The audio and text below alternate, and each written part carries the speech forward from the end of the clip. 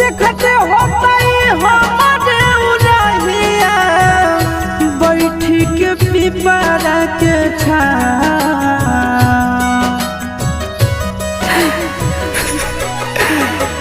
देखते होता हमारे उड़हिया बैठी के पिपरा के रुक रुक रुक अरे टरेनिया रुक रुक रुक रे टरेनिया